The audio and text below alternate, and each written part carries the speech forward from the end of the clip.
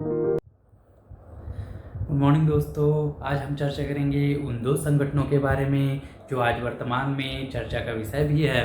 तो चलिए देखते हैं। तो सर्वप्रथम हम नाटो संगठन के बारे में हम चर्चा करेंगे, उसके बाद हम क्वाड के बारे में चर्चा करेंगे। तो नाटो संगठन के बारे में चर्चा का विषय इसलिए है दोस्तों कि आप जानते हैं अभी वर्तमान में रूस और यूक्रेन के द्वारा जो युद्ध हो रहा है ये भी एक रीज़न है। कहने का मतलब जो यूक्रेन द्वारा नाटो की सदस्यता ग्रहण करने के लिए जो कोशिश किया उसका आज परिणाम भुगत रहा है, ये भी कह सकते हैं। बेचारा भी शब्द इसके लिए ठीक ही रहेगा, क्योंकि उस छोटा सा देश, क्योंकि 2 साल पूर्व ऐसे भी वो रूस की जो सैन्य बल द्वारा जो क्रीमिया में कब्जा कर लिया गया उसकी जो दंश झेल रहा है आज। तो यूक्रेन को लगा कि आगामी हम इस तरह से नहीं चल पाएगा, तो उससे पूर्व हम जो नाटो जो संगठन है उस पर सम्मिलित हो जाते हैं, उसकी सदस्यता ग्रहण कर लेते हैं। पर उससे पूर्व क्या हो गया, रूस युद्ध छेड़ चुका था। कहे यही तो एक रीज़न है दोस्तों कि छोटे से छोटा देश आज किसी संगठन में संयुक्त मिलना चाहते हैं, ताकि हमारी जो वर्ल्ड में है जो सैन्य क्षमता बढ़े अधिक से अधिक, ये भी कहने का मतलब है। तो आज देखते हैं यही कारण है, नाटो के विषय में आज चर्चा करते हैं दोस्तों। तो सर्वप्रथम हम नाटो के बारे में जान लेते हैं कि नाटो का फुल फॉर्म क्या है दोस्तों। तो नॉर्थ एटलांटिक ट्रीटी ऑर्गेनाइजेशन, इसको याद रखिएगा दोस्तों।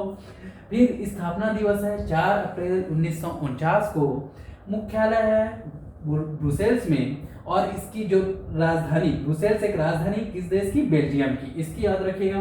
संगठन है एक सैन्य संगठन है। मैंने बताया कि सैन्य संगठन कहने का मतलब हम इस पर भी चर्चा कर लेते हैं कि जो इस नाटो जो संगठन है उसके कुल सभी सदस्य देश अपने रक्षा बजट के न्यूनतम 2% इस संगठन में सहयोग करेंगे या इस संगठन के बजट में रखेंगे।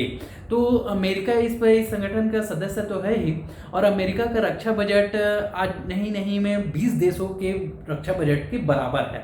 हमारे इंडिया के नहीं 50 गुना बराबर है, ये कह सकते हैं। चीन से 15 गुना ज़्यादा है।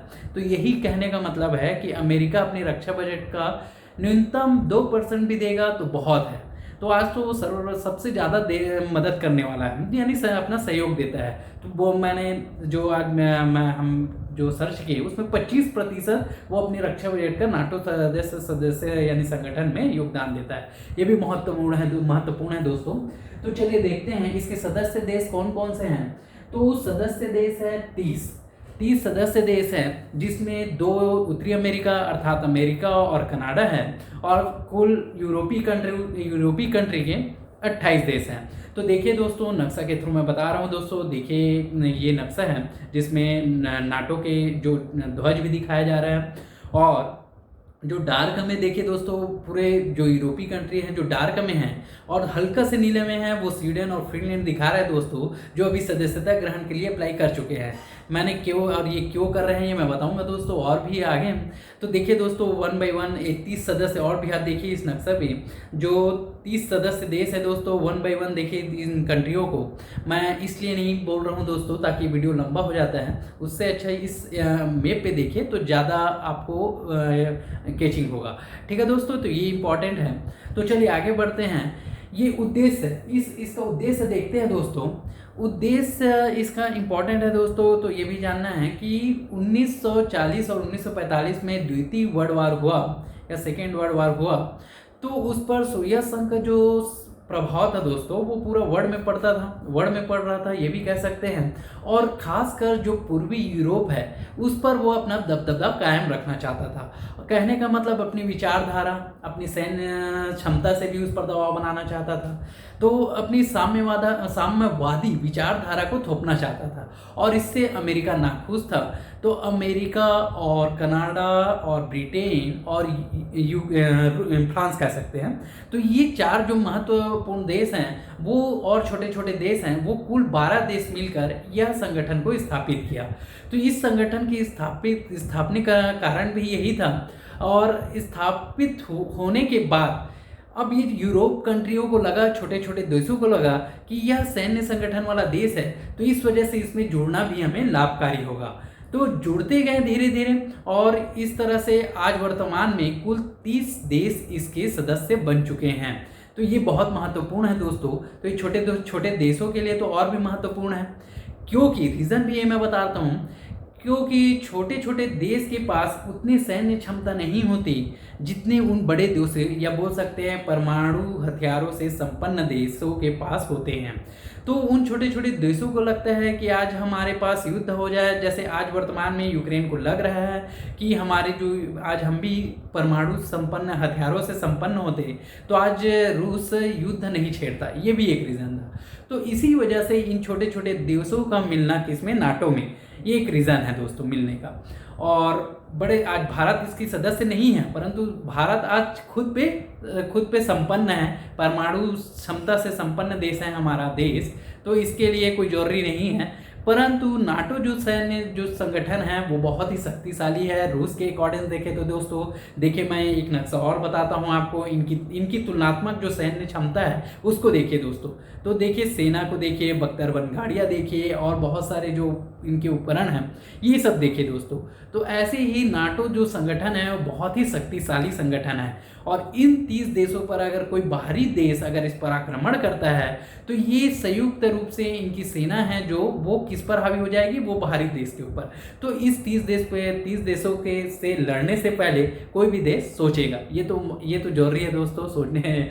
कोई भी युद्ध नहीं चाहता दोस्तों, ये तो आप जानते हैं, हम भी जानते हैं, जिससे जन धन की हानि बहुत होती है। तो इस तरह से ये नाटो बहुत ही महत्वपूर्ण संगठन है दोस्तों। तो आज हम इसके बारे में जानें और इसको याद रखिएगा दोस्तों। जो मैंने बताया है यही इंपॉर्टेंट है। मैंने रीज़न जो बताया वो इतना इंपॉर्टेंट नहीं, परंतु ये सब इंपॉर्टेंट है दोस्तों, और रीज़न को जाने हैं तो ये चलिए आगे बढ़ते हैं। क्वाड्रिलेटरल सिक्योरिटी डोला, इसका फुल फॉर्म है दोस्तों। स्थापना हुआ 2007 में, परंतु यह 10 साल जो निष्क्रिय हुआ, फिर एक्टिव हुआ 2017 में।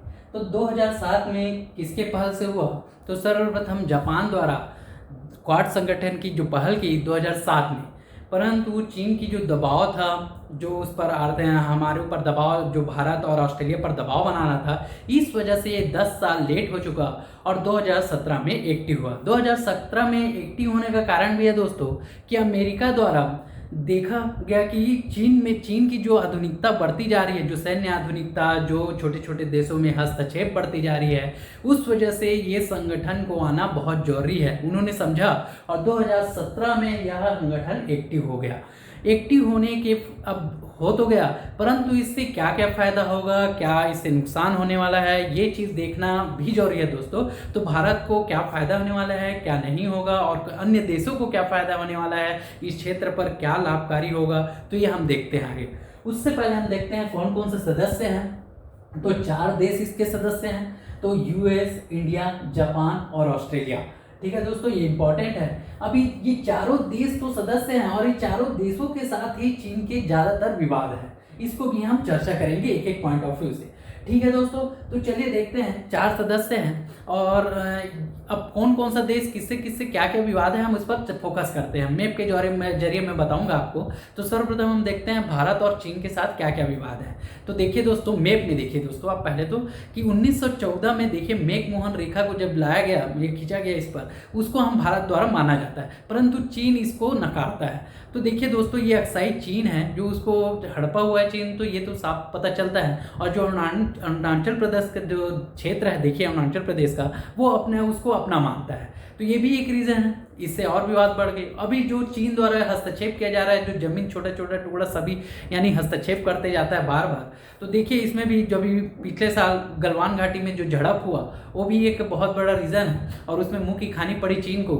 हमारे जो 20 जवान शहीद हो गए, उनके अगेंस्ट में उनके 40 सैनिक मरे, ये नहीं बताएगा वो मीडिया को, इससे क्योंकि उसकी बेइज्जती हो जाएगी, उसके इंटरनेशनल जो मीडिया है उस पर उसकी बेइज्जती हो जाएगी, ये भी एक रीज़न है, इस वजह से वो बताता नहीं।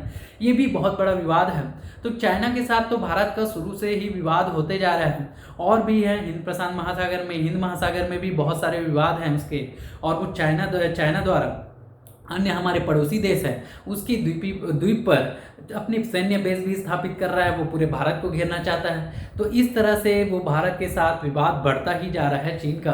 तो चीन को लगता है कि भारत आने वाले समय में महाशक्ति ना बन जाए, और आर्थिक रूप से हम संपन्न होते ही जा रहे हैं, और हमारी आबादी भी बहुत है, ताकि दूसरे देश हमारे यहाँ निवेश कर रहे हैं अत्यधिक रूप से, ताकि उनको फ़ायदा भी हो रहा है। ये सब जानते हैं, भारत आगामी वर्षों में महाशक्ति बनने वाला ही है, ये चीन जानता है, वो उसको नकार नहीं सकता। इस वजह से इस संगठन में हम सम्मिलित हैं, तो उसकी जो चिड़चिड़ाहट है, उसकी बौखलाहट है, वो साफ साफ दिखता है दोस्तों। तो चलिए आगे बढ़ते हैं हम इसी तरह ऑस्ट्रेलिया और चीन के मध्य। ऑस्ट्रेलिया और चीन के मध्य क्या क्या विवाद है दोस्तों, हम उस पर फोकस करते हैं। तो चलिए मैप के जरिए भी मैं बता रहा हूँ। जो देखिए दोस्तों, सोलोमन द्वीप है, सोलोमन द्वीप यहाँ पर दिख रहा है दोस्तों। इस पर चीन द्वारा सैन्य बेस बनाया जा रहा है, इसकी समझौता कर लिया है सोलोमन द्वीप से, और चीन द्वारा इस पर सैन्य बेस बनाया गया है जो ऑस्ट्रेलिया को खटकती है। क्योंकि हमारे पास में चीनी द्वारा जो सैन्य बेस बनाया है वो कहीं ना कहीं हमारे लिए खतरा है। ये भी एक रीज़न है, ये भी आपत्ति उठाया जा रहा है ऑस्ट्रेलिया द्वारा। और जाहिर सी बात है दोस्तों कि आपकी सेना हमारे देश के करीब रहेगी तो इससे तो हमें खतरा है रहेगी। और सेकंड विवाद है दोस्तों कि ऑस्ट्रेलिया ने आगामी यानी पिछले डेट पर चीन से परमाणु संपन्न रूप से सौर ऊर्जा से चलने वाली पनडुब्बी के लिए करार किया था, परंतु उसे ऑस्ट्रेलिया द्वारा रिजेक्ट कर अमेरिका और यूके के साथ गठबंधन कर लिया। तो इससे भी चीन बौखलाया हुआ है, ये भी एक रीज़न है। तो ये ऑस्ट्रेलिया से विवाद का कारण ये भी दो बहुत महत्वपूर्ण है। तो इस वजह से इसके विवाद बढ़ते जा रहे हैं। ऑस्ट्रेलिया भी सैन्य से मजबूत है, आर्थिक रूप से संपन्न है, तो ये संगठन में अगर है तो इसके चीन को भी बौखलाहट है, क्योंकि इससे भी विवाद बढ़ता गया। सेकंड चलते हैं जापान और चाइना। ये तो बहुत दिनों से द्वितीय वर्ल्ड वार से ही इनके विवाद बढ़े हुए हैं। और जापान आज के डेट में बहुत ही टेक्नोलॉजी संपन्न देश है, जो हमारा मुख्य सहयोगी देश भी है। तो चीन को तो ऐसी बौखलाहट है। और इसके जो द्वीप है, जापान के दक्षिण में जो द्वीप है दोस्तों, देखिए सेनकाकू मैप के द्वारा देखिए दोस्तों, जो सेनकाकू द्वीप है, जापान द्वारा इसको सेनकाकू द्वीप कहा जाता है और चीन के द्वारा इसे दियाऊ द्वीप कहा जाता है, दियाऊ द्वीप कहा जाता है। ठीक है, इसको देखिए दोस्तों मैप के द्वारा। और इस पर ही विवाद है, जो इंटरनेशनल कोर्ट है वो जापान के पक्ष में सुनाते हुए इस द्वीप को जापान के हवाले कर दिया और जापान इस पर हावी है अभी, और इससे चीन बखला गया है। तो ये भी एक सीमा विवाद है जापान और चीन के मध्य। तो ये एक रीज़न है दोस्तों जापान के इस संगठन में सम्मिलित होना, तो और भी ज़्यादा इस पर टकराव हो जाता है। फिर आते हैं हम अमेरिका और चाइना के मध्य। तो अमेरिका और चाइना के मध्य, अमेरिका को लगता ही है कि चीन आज के डेट में सैन्य आधुनिकता से संपन्न तो हो ही गया है, और हमारी जो सैन्य आधुनिकता है उसको एज इट इज़ कॉपी कर लिया है चीन। और अमेरिका को लगता है कि चीन को हराने या चीन को घेरने के लिए भारत की मदद तो बहुत ज़रूरी है। तो भारत के साथ अमेरिका की दोस्ती तो बढ़ती ही जा रही है। और रीज़न है कि सेकेंड रीज़न है अमेरिका द्वारा जो चीन के द्वारा जो ताइवान पर हस्तक्षेप कर रहे हैं, या उस पर दबाव बनाया जा रहा है, या वो उसको अधिग्रहण करने के लिए कोशिश कर रहा है। तो अमेरिका ने साफ साफ कहा कि अगर ताइवान पर हस्तक्षेप किया जाए तो हम अपना सैन्य बेस वहाँ स्थापित करेंगे और हमारे सैन्य बेस से टकराना होगा। तो ये भी चीन की बौखलाहट बढ़ती जा रही है। अमेरिका और चीन के मध्य विवाद बढ़ता ही जा रहा है, और उसके जो सैन्य क्षमताएं हैं चीन के, इससे भी अमेरिका बौखलाया हुआ है साथ में साथ। तो ये सभी जानते हैं दोस्तों। और आप अभी देखे होंगे चीन की जो साउथ चाइना सी है वो एकाधिकार जमाना चाहता है, हिंद महासागर में एकाधिकार जमाना चाहता है। तो यही कारण है कि ये चारों जो क्वाड संगठन हैं वो इस क्षेत्र के लिए एक वरदान साबित होगा।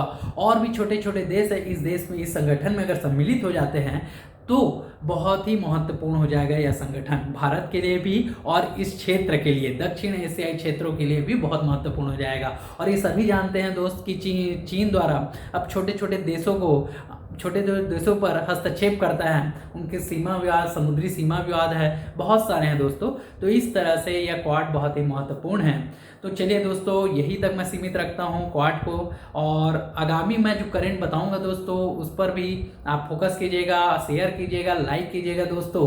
तो आप मेरे वीडियो में बने रहिएगा प्लीज़। Thank you. जय भारत, जय छत्तीसगढ़, जय हिंद।